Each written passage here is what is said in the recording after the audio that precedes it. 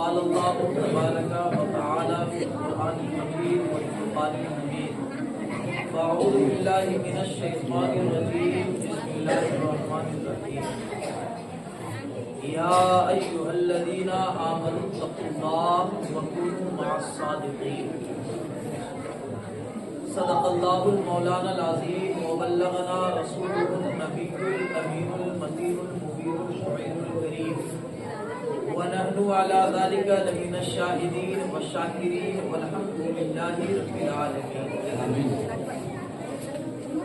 آئیے عرض و معروف سے قبل نہایت ہی ادب و احترام کے ساتھ حضور تاجدار مدینہ راحت قلب سینہ صلی اللہ تعالی علیہ وسلم کی مقدس اور پاکیزہ بارگاہ ہدیہ درود پاک پڑھتے محبت اور جذبہ عقیدت کے ساتھ پیش کریں. میں بابا سے بلند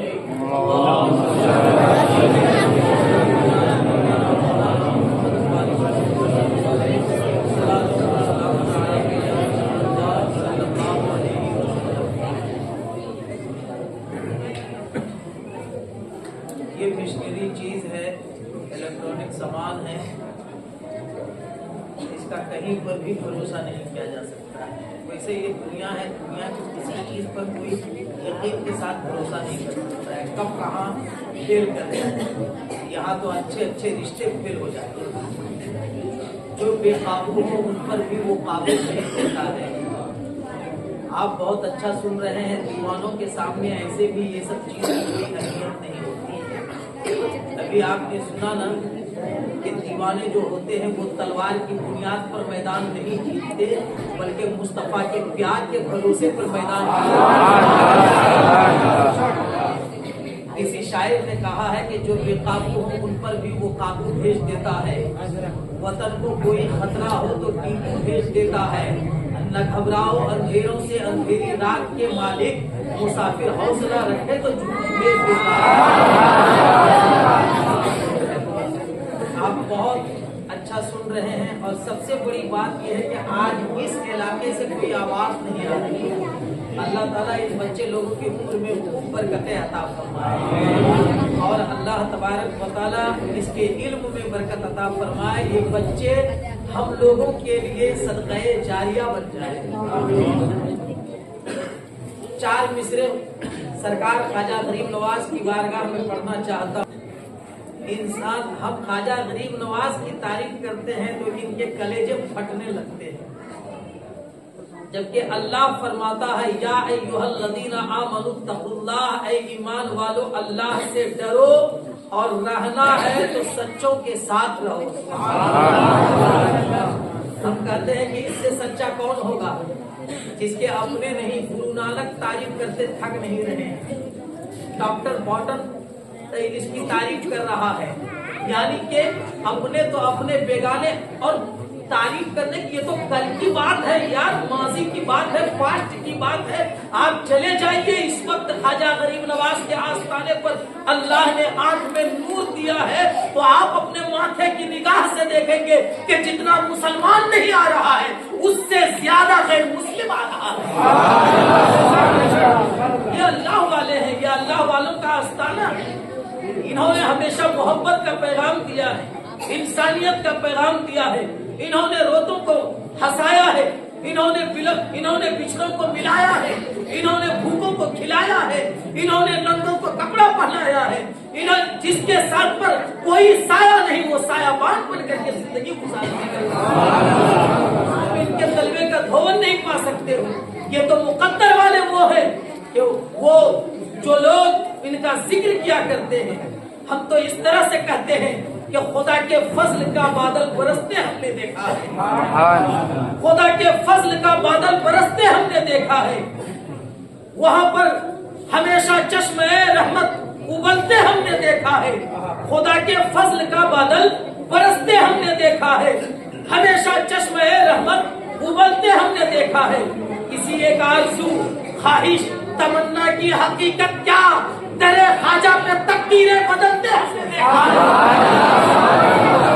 درے خواجہ پہ تقدیریں بدلتے ہم نے دیکھا ہے. حضرات، سرکار خواجہ غریب نواز کے آستانے پر आज एक मेला लगा हुआ है आशिकों का, जम्मे गफीर है। क्यों न हो, अल्लाह तबारक व तआला ने सरकार ख्वाजा गरीब नवाज को वो पावर दिया कि ऊंट को कह दिया कि तुम्हें उठना नहीं है, तुम राजा के रहो कि महाराजा के रहो।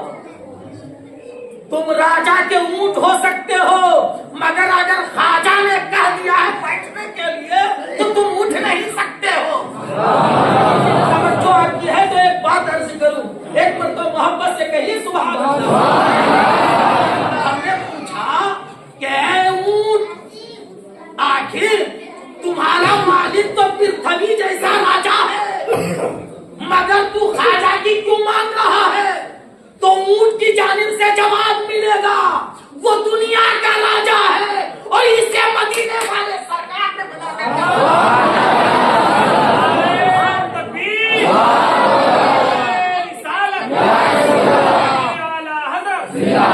राजा का हिंदुस्तान।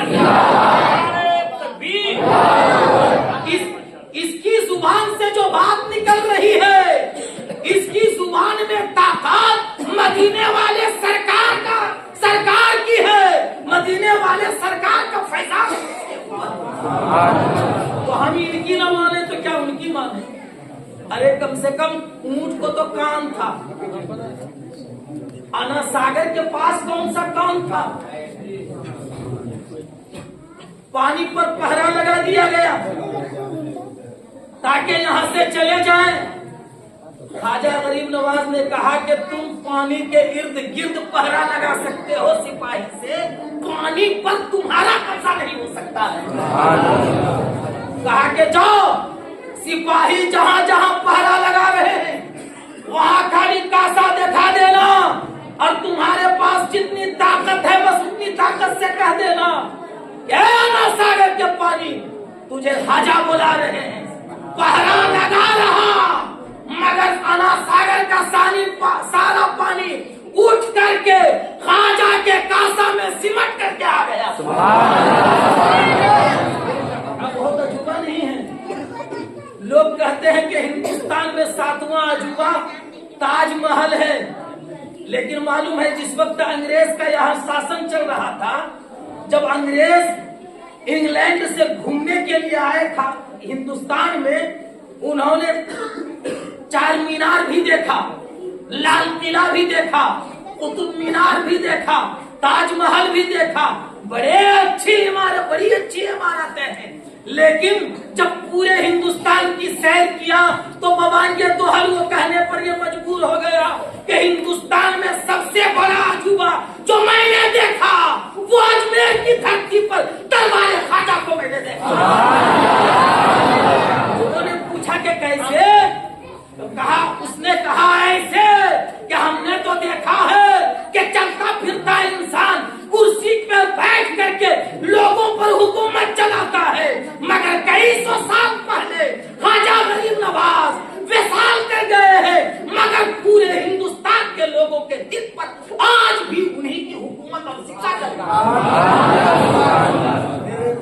यार ख्वाजा गरीब नवाज, अच्छा ये अजूबा, आजकल कुछ लोग रसूल के मोजिज़े को भी नहीं मान रहे हैं और वलियों की करामतों को भी नहीं मान रहे हैं। मैं आपको बताऊं, हजरत सुलेमान अलैहिस्सलाम का जमाना है। एक बात वली के हवाले से, कुरान की आयत के हवाले से, ऐसे सब लोग पागल हैं क्या जो इतनी हट्टी में ठंड लगने वाली सर्दी है उसके बावजूद अपने घर का गर्म बिस्तर छोड़ करके मदरसा गौसिया गरीब नवाज में बैठे? तो पागल लग रहे हैं? पागल नहीं बल्कि ख्वाजा के दीवाने हैं। इनके जैसे तो सियाने नहीं कोई है, इनके जैसे तो अक्लमंद नहीं है। सरकार ख्वाजा गरीब नवाज के दीवाने हैं, ये सर्दियों की परवाह नहीं करते हैं। सरकार ख्वाजा गरीब नवाज ने कटोरे में आना सागर को बोला लिया तो लोग हैरत से चिढ़ाते हैं सुन्नियों को, ये कैसे हो सकता है? सुनो, कुरान अगर पढ़े हो तो मोहब्बत का चश्मा लगा करके कभी पढ़ना, आला हजरत का तर्जुमा लिखा हुआ कंजुल ईमान पढ़ना, तो तुम्हें पता चलेगा कि अल्लाह तबारक व तआला ने अपने खास बंदों को कितनी ताकत अता फरमाया है। सरकार ख्वाजा गरीब नवाज के पावर मैं आपको दिखाना चाहूंगा। हजरत सुलेमान अलैहिस्सलाम ये वो पैगंबर है जिसकी सल्तनत पश्चिम से लेकर के पूरब, उत्तर से लेकर के शुमाल से लेकर के जुनूब तक, यानी उत्तर से लेकर के दक्षिण तक, जहाँ जहाँ खुदा की खुदाई थी वहाँ वहाँ सुलेमान अलैहिस्सलाम की हुकूमत चल रही थी। हजरत सुलेमान अलैहिस्सलाम के जमाने में एक बिल्कीस ने अपनी नई हुकूमत कायम कर दी थी। जब हजरत सुलेमान अलैहिस्सलाम को पता चला तो कहा, उनको खत लिखा कि आप मेरी ताबेदारी में आ जाइए, वरना मेरी फौज आपकी हुकूमत को खत्म कर देगी। बिल्कीस ने हजरत सुलेमान अलैहिस्सलाम का जब खत पढ़ा तो वो तैयार हो गई कि नहीं, ये पैगंबर का खत है, हम उससे मुकाबला नहीं कर सकते, हम जाएंगे उनके पास और उन्हीं की ताबेदारी कर लेंगे। हजरत सुलेमान अलैहिस्सलाम को जब पता चला कि बिल्कीस आ रही है तो पैगंबर लोग तो तख्त पर बैठ करके हुकूमत नहीं करते, वो तो टूटी चटाई पर बैठ करके हुकूमत क्या करते। लेकिन हजरत सुलेमान अलैहिस्सलाम की ख्वाहिश हुई कि बिल्कीस जिस तख्त पर बैठ करके हुकूमत कर रही है, हम चाहते हैं कि बिल्कीस के आने से पहले वो तख्त यहाँ हाजिर हो जाए। और वो तख्त इतना बड़ा था, 80 गज लंबा था और उसमें खाली सोने जवाहरात जड़े हुए थे, जिसके बारे में कुरान में आया है वलहा सुनज़ीम, यानी जो अर्शे आज़म की तरह बड़ा था। इनके एक एग्जाम्पल दिया गया है कुरान में। हजरत सुलेमान अलैहिस्सलाम ने दरबार बुलाया और कहा कि कौन ये काम कर सकता है कि तख्ते बिल्कीस को बिल्कीस के आने से पहले ला दे। तो उसमें से जिन्नातों की टीम में से एक जिन्नात खड़ा हुआ जिसका नाम कुरान में, ये जो मैं बात कर रहा हूँ ये 19वें पारे सूरह नमल की मैं बात कर रहा हूँ। एक जिन्नात खड़ा हुआ जिसका नाम इफरीत था। उसने कहा, हुजूर हम आपकी सल्तनत का नमक खाए हैं, ये काम हम कर देंगे। कहा, कितनी देर में वो तख्त ले आओगे? कहा कि आपकी मजलिस खत्म होते होते हम वो तख्त हासिल कर देंगे। अच्छा, जिन्नात की ताकत सब लोग मानता है, चाहे इधर का रहे या उधर का रहे। इसलिए जानता है कि जिन्नात जो है ना, ज्यादा जिन्नात से टकराएंगे तो अगर कहीं जिन्नात मेरे घर में ठहर गया ना तो फिर कहीं खैर नहीं है, फिर डायरेक्ट मखदूम पाक की बारगाह में जाना पड़ेगा। हजरत सुलेमान अलैहिस्सलाम ने कहा कि नहीं, सुनिए, अब जो बात मैं आप तक पहुंचाना चाह रहा हूँ वो बात अपने दिलों में बसाइएगा। हजरत सुलेमान अलैहिस्सलाम ने कहा, नहीं, ये तो बहुत टाइम हो गया और जल्दी हमको चाहिए। उठाइए कुरान, उसमें से एक आदमी हजरत सुलेमान अलैहिस्सलाम का एक वजीर जिसको अल्लाह ने इल्म अता फरमाया था, अस्माए मुबारका, अस्माए बारी ताला का, वो खड़ा हुआ और इस तरह से कहने लगा, जिसकी कहानी अल्लाह ने कुरान पाक में इस तरह से बयान किया है,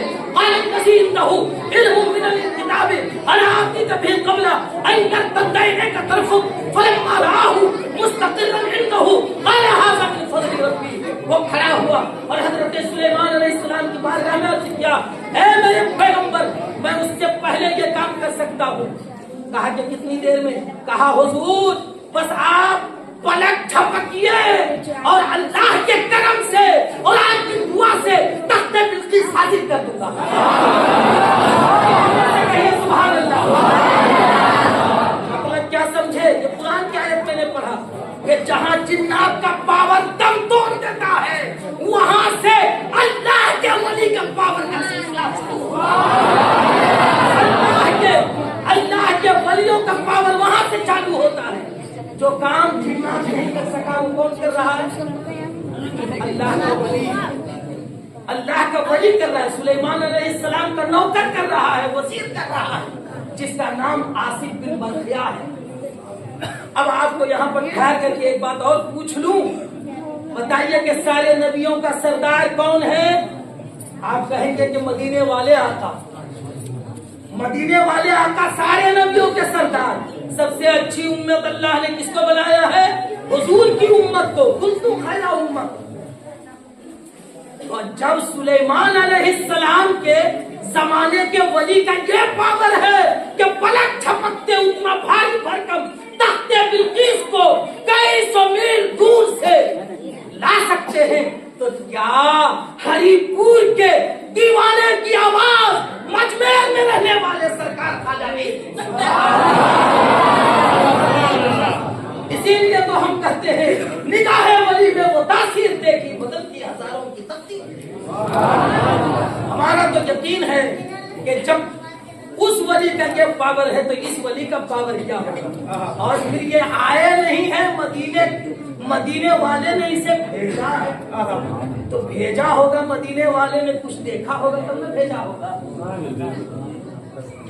तो अल्लाह का शुक्र है कि हम उस खाजा के मानने वाले हैं जिसको मदीने वाले सरकार ने हिंदुस्तान में भेजा है। अल्लाह की बारगाह में दुआ करते हैं। 5-7 मिनट थोड़ा सा ज्यादा हुआ, कोई बात नहीं है, हम उसका जिक्र कर रहे हैं जिसके हिंदुस्तान में हम रहते हैं।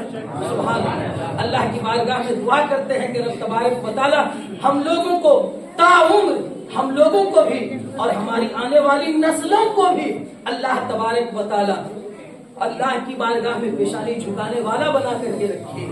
अल्लाह के पैगंबर की शान में ताज़ीम करने की तौफीक अता फरमाए और अल्लाह के वलियों की सीने में मोहब्बत और अकीदत अता फरमाए। आमीन सुम्मा आमीन। वाखिरु दावाना अल्हम्दुलिल्लाहि रब्बिल आलमीन।